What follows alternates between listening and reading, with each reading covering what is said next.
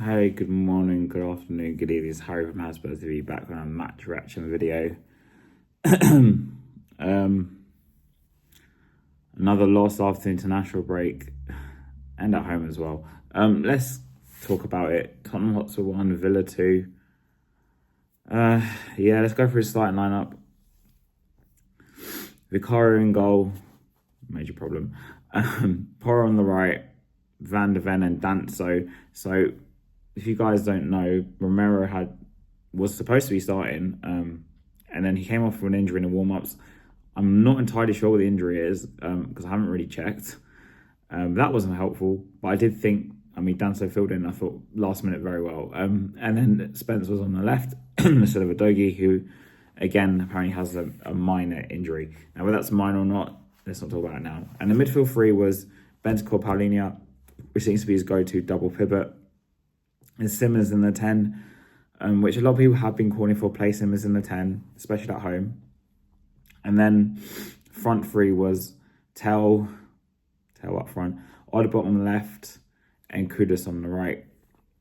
And Spurs did take the lead through Bentancur. It was actually quite a good goal. Kudus' ball to Palhinha, who assisted with a header to Bentancur, which had a decent finish in the first half. It was a good goal. And Spurs almost had a second, but Kudus was ruled offside. And I did feel like the first half Spurs had the better of the chances, but we didn't really capitalise on them. But McGinn was causing us still a lot of problems, mainly because I was there. I could see McGinn tucking in, and as Simmons was kind of playing further up, you almost had because Rodgers was actually being man marked by Van de Ven, but you almost had like a 3/4 against 2 in the middle because Simmons was so high up many of the times that when McGinn tucked in, this is where we were losing midfield back, especially we were playing against Kamara and Onana on top of that as well, right? So we weren't winning the midfield battle. In the second half, Villa took control, and they fully deserved to be us 2-1. Now, let's look at the quality. Tell missed an absolute sitter again. Odegaard missed a great chance, and it's clear that, especially because Kudus didn't get a lot of the ball today, that the front line is obviously a massive issue. But for me, I think at this point, Frank needs to change the midfield back to what it was before. And what I mean by that is, and people might think this is not pretty, but Sarr, Bentancur, Palhinha, he has to go back to those three he was at the beginning of the season, because at least with Sarr, I know he's not the best creatively, but at least he can give us just a bit more in that midfield, like a bit more fight. I'm not saying Sarr's finished article, Sarr is like the answer to our midfield problems exactly, but because later on in the game, Bergvall came on and he didn't really do much either, because Simmons eventually came off, but just Simmons is struggling to adapt to the league. So,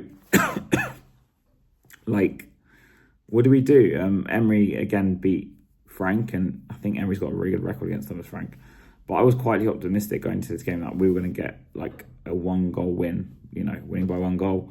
But we didn't seem to just do it.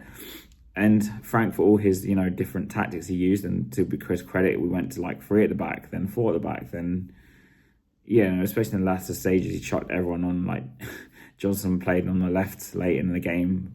But it felt like we wasted a lot of like half chances as well. Like Odegaard would get to the box and he just didn't know what to do. Like he'll get to the box. He had one half decent decision and shooting in the first half.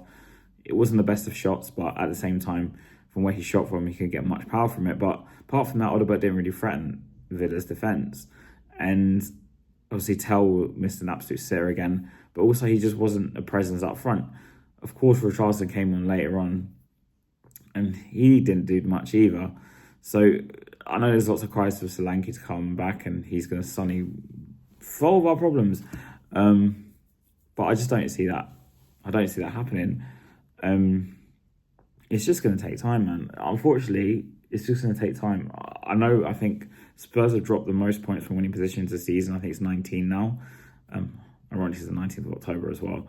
But it's just, it's not good. But the problem is we're going to have to go through this, because bear in mind, we did also finish 17th last season.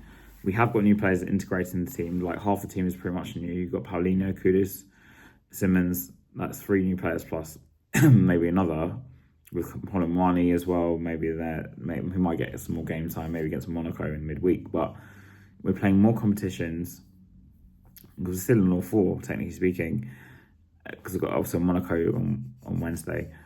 But it's just part. I hate to say the word process, but it's just part of. It's just going to take time. It's just going to take time, and Villa, Spurs, Newcastle, Bournemouth, Brighton are all in the same category of levels of teams, which is why we could either finish between fifth and like eighth, and even United are kind of in. I mean, they just beat Liverpool today.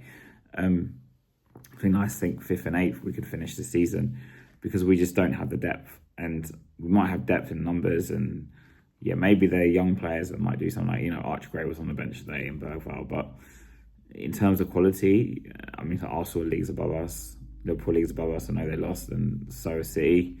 And it's going to take a long time to bridge the gap. A long time. Maybe even 3 years to bridge the gap, I think. But we're just a work in progress, and unfortunately these results are going to happen. And I think Paulinho is probably one of our better players today. Bentancur, I know he scored, but he wasn't as good. Van de Ven got booked, but I thought he was all right.